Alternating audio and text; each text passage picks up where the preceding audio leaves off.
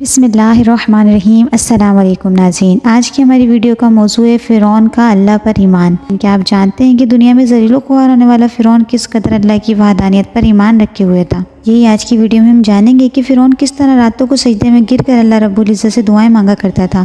لیکن ویڈیو میں آگے پڑھنے سے پہلے آپ سے گزارش ہے کہ اگر آپ کو اس طرح کی اسلامک ویڈیو پسند ہے تو چینل کو سبسکرائب کر لیں تاکہ ہر آنے والی ویڈیو کا نوٹیفیکیشن آپ کو ملتا رہے۔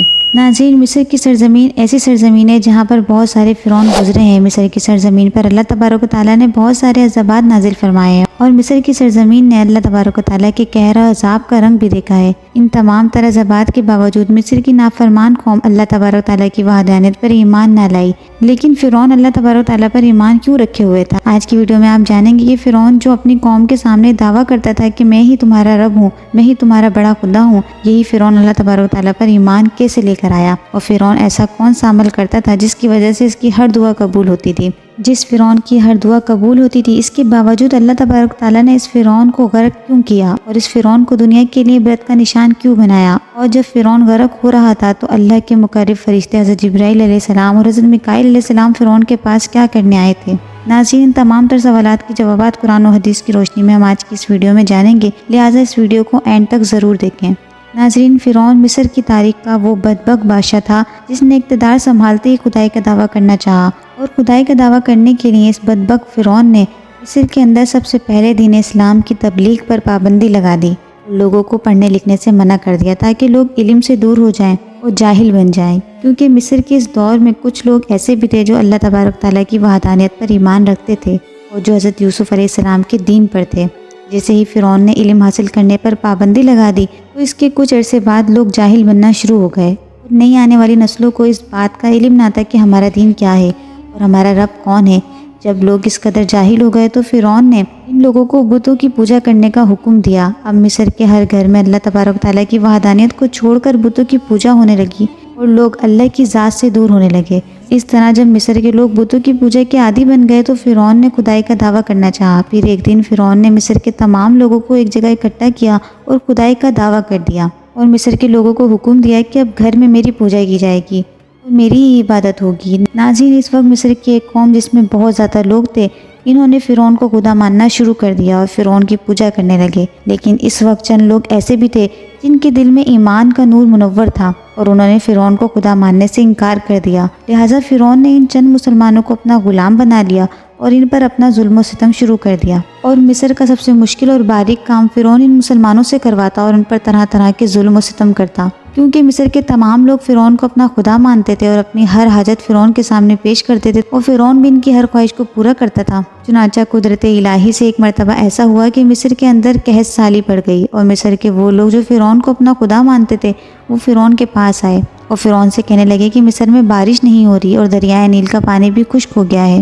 آپ ہمارے معبود ہیں، ہم آپ سے گزارش کرتے ہیں کہ آپ دریائے نیل کو جاری کر دیجئے۔ ان کی یہ بات سن کر فرعون دل ہی دل میں سوچنے لگا کہ باقی سب تو ٹھیک تھا، لیکن دریائے نیل تو میرے بس میں ہی نہیں، میں اس کو کیسے جاری کر سکتا ہوں؟ لہٰذا چونکہ فرعون نے ان کے سامنے خدائی کا دعویٰ کر رکھا تھا، لہٰذا فرعون نے ان لوگوں سے کہہ دیا کہ تم لوگ چلے جاؤ، کل دریائے نیل جاری ہو جائے گا۔ اب پوری رات فرعون اسی تجسس میں پھرتا رہا کہ میں نے سب لوگوں کے سامنے خدائی کا دعویٰ کر رکھا ہے، اور اگر کل دریائے نیل جاری نہ ہوا تو میں ان لوگوں کے سامنے جھوٹا ہو جاؤں گا۔ چنانچہ اسی کشمکش کے دوران فرعون نے تخت شاہی اپنے سر پر رکھا اور دریائے نیل کی طرف اکیلا چل پڑا۔ جب فرعون دریائے نیل کے پاس پہنچا تو اس نے دیکھا کہ دریائے نیل مکمل طور پر خشک پڑا ہے، اس میں پانی کا ایک قطرہ بھی نہیں ہے۔ اس وقت فرعون نے اپنے تاج کو اتارا اور زمین پر پھینک دیا، اور زمین پر بیٹھ کر اپنے سر پر مٹی ڈالنے لگا اور اپنے سر کو سجدے میں جھکا کر اللہ رب العزت کی بارگاہ میں عرض کرنے لگا کہ اے رب العالمین، میں جانتا ہوں کہ حقیقی مالک تو تو ہی ہے، اور میں جانتا ہوں کہ سب لوگوں کا حقیقی معبود اور خدا تو ہی ہے، تو ہی ہمارا خالق ہے اور تو ہی ہمارا مالک ہے۔ اے رب العالمین، میں جانتا ہوں کہ میں نے جو خدائی کا دعویٰ کیا ہے وہ جھوٹا ہے اور غلط ہے۔ یا رب العالمین، تو نے آج تک میری عزت رکھی ہے اور میری ہر دعا کو قبول کیا ہے، آج بھی میں تجھ سے التجا کرتا ہوں کہ اے ہمارے حقیقی مالک، تو دریائے نیل کو جاری کر دے۔ इस तरह फ़िरौन अल्लाह की बारगाह में गिड़गिड़ाने लगा और रो रो कर दुआएं करने लगा और अल्लाह रब्बुल इज़्ज़त के हुजूर अर्ज़ करने लगा कि या रब्बुल आलमीन, मैं जानता हूँ कि आखिरत में मेरा अंजाम क्या होगा और मेरा ठिकाना जहन्नुम है। ये मेरे परवरदिगार, मैं आखिरत के बदले दुनिया को इख्तियार करता हूँ, मुझे आखिरत के बजाय दुनिया में ही सब कुछ अता फरमा दे। नाज़रीन, इस तरह फ़िरौन ने आखिरत को छोड़कर दुनिया को ही इख्तियार कर लिया और आखिरत के अजाब को खुद ही अपने गले में डाल लिया। रिवायत में आता है कि फ़िरौन इसी हालत में सजदे में गिड़गिड़ा कर रो कर दुआएं मांग रहा था। अभी उसने सजदे से सर उठाया भी ना था कि अल्लाह तबारक ताला ने इसकी दुआ को कबूल कर लिया और दरियाए नील जारी हो गया। इस तरह जब दरियाए नील जारी हो गया तो फ़िरौन ने अपने ताज को उठाया और अपने सर पर रख लिया और अपनी कौम के पास चला गया और इनसे जाकर कहने लगा कि जाओ, मैंने तुम्हारे लिए दरियाए नील को जारी कर दिया है। लोग ये मंजर देखकर बहुत खुश हुए कि हमारे खुदा ने हमारे लिए दरियाए नील को जारी कर दिया है। इस रिवायत से पता चलता है कि फ़िरौन भी अल्लाह तबारक ताला की वहदानियत पर ईमान रखता था और वो भी अल्लाह सुब्हाना ताला को मानता था, लेकिन क्योंकि उसने आखिरत के बजाय दुनिया को इख्तियार किया और आखिरत की हमेशा रहने वाली नेमतों को छोड़कर दुनिया की आसाइशों पर खुश हुआ, तो अल्लाह तबारक ताला ने इसकी ये दुआ कबूल कर ली और इसको आखिरत के बजाय दुनिया में ही सब कुछ दे दिया। नाज़रीन, दरियाए नील जारी होने के बाद फ़िरौन फिर से मुसलमानों पर जुल्म सितम करना शुरू हो गया। जब फ़िरौन का जुल्म सितम हद से बढ़ने लगा तो अल्लाह तबारक ताला ने फ़िरौन की तरफ अपने प्यारे नबी हज़रत मूसा अलैहिस्सलाम को मबूस फरमाया। हज़रत मूसा अलैहिस्सलाम ने फ़िरौन को अल्लाह की वहदानियत की तरफ बुलाया और अल्लाह के अजाब से डराया, लेकिन फ़िरौन ने हज़रत मूसा अलैहिस्सलाम की एक न मानी और इसी तरह कुफ्र व शिर्क पर डटा रहा।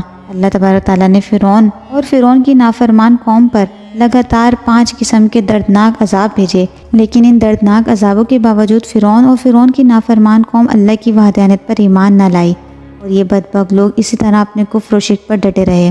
सिर्फ चंद लोग ही ऐसे थे जो हज़रत मूसा अलैहिस्सलाम के साथ अल्लाह तबारक ताला की वहदानियत पर ईमान लाए थे। बल आखिर फ़िरौन और उसकी कौम काबिल हिदायत ना रहे। अल्लाह तबारक ताला की किताबों को देखने के बाद भी कुफ्र व शिर्क से बाज ना आए तो अल्लाह तबारक ताला ने हज़रत मूसा अलैहिस्सलाम को हुक्म फरमाया कि वो अपनी कौम को लेकर मिस्र से रवाना हो जाएं। अल्लाह तबारक ताला फ़िरौन पर अपना अजाब नाजिल फरमाने वाला है। चुनांचे हज़रत मूसा अलैहिस्सलाम अल्लाह तबारक ताला के हुक्म के मुताबिक अपनी कौम को लेकर मिस्र से रवाना हो गए। इधर जब फ़िरौन को इस बात का पता चला कि हज़रत मूसा अलैहिस्सलाम अपनी कौम को लेकर मिस्र को छोड़कर जा रहे हैं तो फ़िरौन ने अपने लश्कर को तैयार किया और हज़रत मूसा अलैहिस्सलाम के लश्कर का ताक़ुब करने लगा। इधर जब मूसा अलैहिस्सलाम का लश्कर दरियाए नील के किनारे पर पहुंचा तो हज़रत मूसा अलैहिस्सलाम की कौम ये मंजर देखकर घबरा गई कि सामने दरियाए नील है और पीछे फ़िरौन। इस वक्त ये लोग हज़रत मूसा अलैहिस्सलाम से कहने लगे कि आज हम बचने वाले नहीं हैं। इस वक्त हज़रत मूसा अलैहिस्सलाम ने अपनी कौम से फरमाया कि अल्लाह तबारक ताला हमारे साथ है।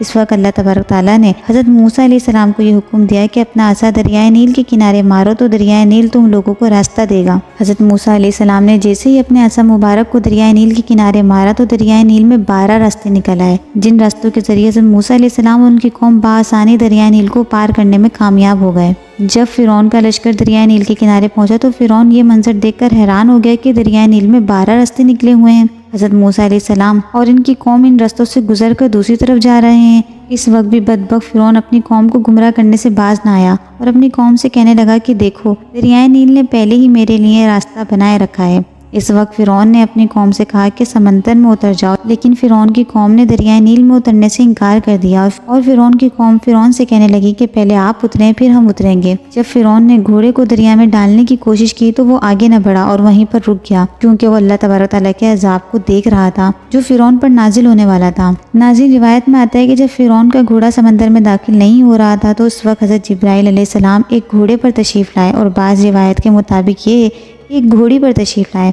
इस वक्त हज़रत जिब्राइल अलैहिस्सलाम को फ़िरौन या उसके लश्कर में से कोई न देख सका। चुनांचे हज़रत जिब्राइल अलैहिस्सलाम ने अपनी घोड़ी को फ़िरौन के घोड़े के करीब से गुजारा और उसे दरियाए नील में डाल दिया। जैसे ही वो घोड़ी फ़िरौन के घोड़े के करीब से गुजरी तो फ़िरौन का घोड़ा इसका ताक़ुब करते हुए दरियाए नील में दाखिल हो गया। फ़िरौन का घोड़ा जैसे ही दरियाए नील में दाखिल होने लगा इसके दिल पर एक हैबत तारी हो गई। फ़िरौन अब ये चाहता था कि घोड़ा दरिया में दाखिल ना हो, क्योंकि फ़िरौन को अज़ाब इलाही के आसार महसूस हो रहे थे, लेकिन फ़िरौन की लाख कोशिश के बावजूद वो घोड़ा पानी में दाखिल हो गया। जैसे ही फ़िरौन का घोड़ा पानी में दाखिल हुआ तो फ़िरौन का लश्कर भी इनको देखते हुए पानी में दाखिल हो गया। नाज़रीन, अब खुदा की कुदरत का नज़ारा देखिए कि सबसे आगे हज़रत मूसा अलैहिस्सलाम, उनकी कौम, उनके पीछे हज़रत जिब्राइल अलैहिस्सलाम और उनके पीछे फ़िरौन और उसका लश्कर जो कि हज़रत मूसा अलैहिस्सलाम का ताक़ुब कर रहा था। फ़िरौन का लश्कर जब दरियाए नील के दरमियान में पहुंचा तो हज़रत मूसा अलैहिस्सलाम का लश्कर इस वक्त दरियाए नील को पार कर चुका था। चुनांचे जब हज़रत मूसा अलैहिस्सलाम और उनकी कौम मुकम्मल तौर पर दरियाए नील से बाहर निकल गए तो उस वक्त अल्लाह तबारक ताला ने समंदर को हुक्म दिया कि मिल जा